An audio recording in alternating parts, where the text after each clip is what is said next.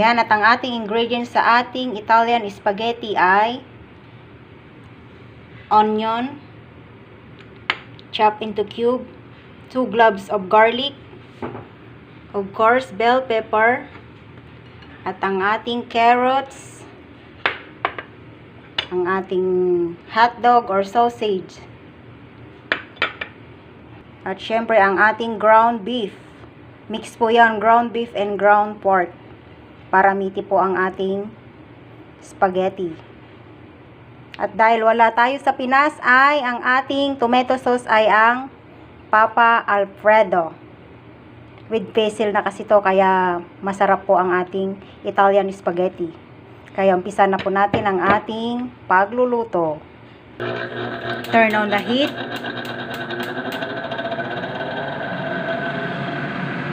Dahil umpisahan na nating magluto ng ating spaghetti sauce or Italian sauce. Add 2/3 of cooking oil.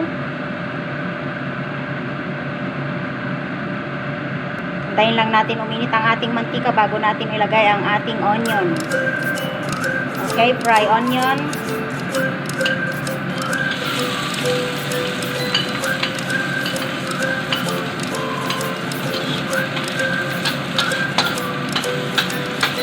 Lagay na rin natin ang ating garlic.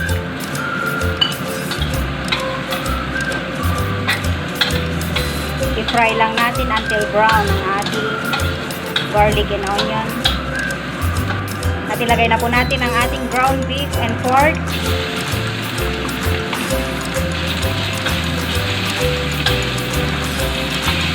I-fry din natin until brown.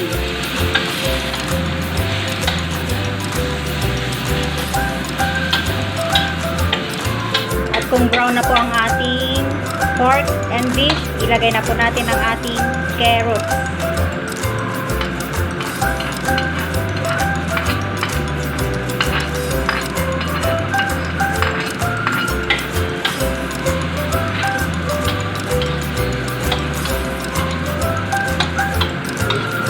Haluin lang natin mabuti.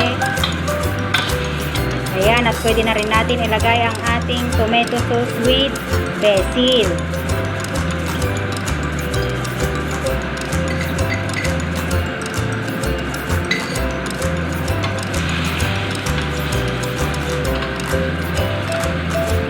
With basil na po ang ating tomato sauce para mas malasa ang ating Italian spaghetti sauce. Magad lang po tayo ng kaunting tubig. Yung pinaglagyan po ng ating spaghetti sauce ay yun din po yung gagamitin natin para walang masayang. Walang masayang na sandali. Hayaan lang natin kumulo ang ating spaghetti sauce. Saka natin ilagay ang ating ibang ingredients. Ayan, at kumukulo na po ang ating sauce. Ilagay na rin natin ang ating hotdog. Hindi po tayo magpapatigas ng hotdog. Kailangan mapalambot po natin ang ating hotdog.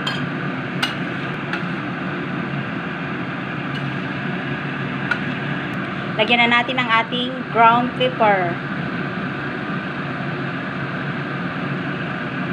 Gusto ko kasi maraming pepper ang nilalagay ko sa aking sauce.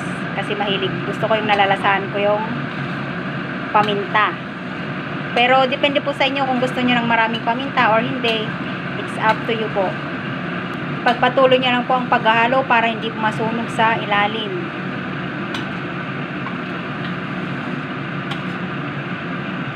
Maglalagay na din po tayo ng ating condense. It's up to you po kung gusto niyo maglagay ng asukal o it's better po o condense na lang po ang gamitin natin para mas masustansya po. Para mas lalong creamy ang ating Italian sauce. Haluin lang natin. Ilagay na rin natin ang ating bell pepper.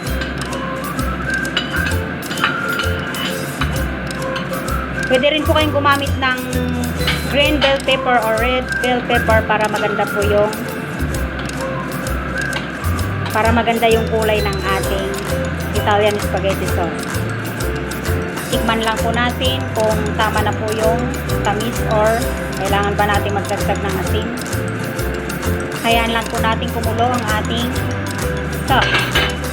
Ayan, at maglalagay na po tayo ng ating cheese. Mas maraming cheese, mas masarap.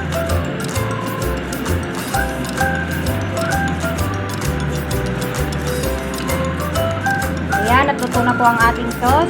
Ayan, at tikman na po natin ang ating nilutong Italian spaghetti.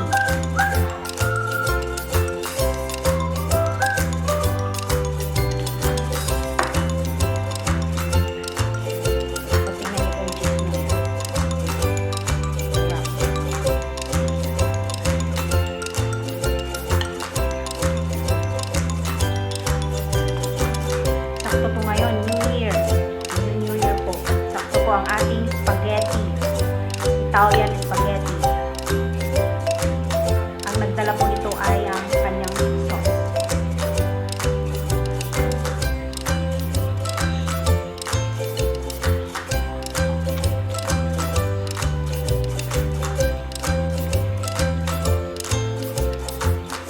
Sarap. Sakto lang po yung tamis. Maniguradong magugustuhan ng ating mga anak ang spaghetti. Italian spaghetti. Saka yung lasa ng basil, lasang-lasa. Masarap.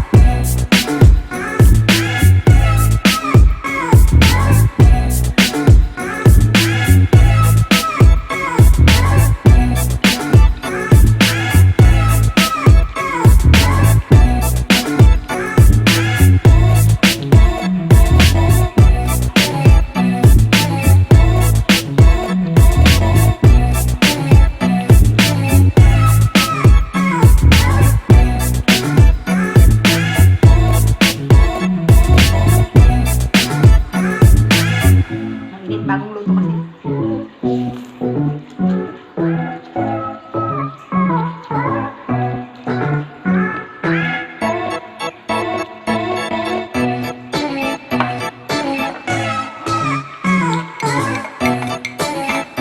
At syempre, hindi mawawala ang ating kape.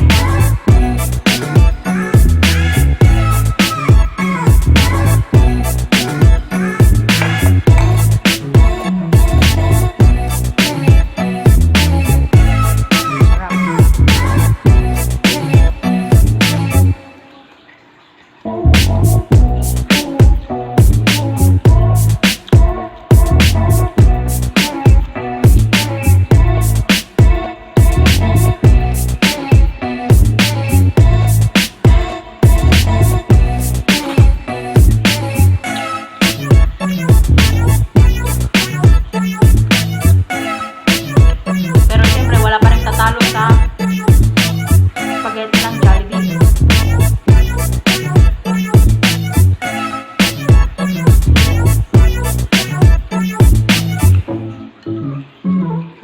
Pag uwi ko ng Pinas ay inibang ko po ang ating masarap na Jollibee.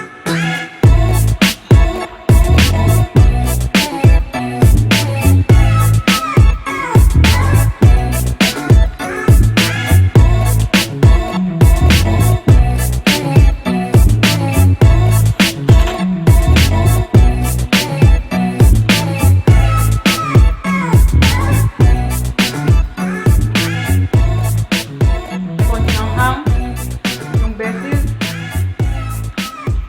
yung tamis niya, sakto lang.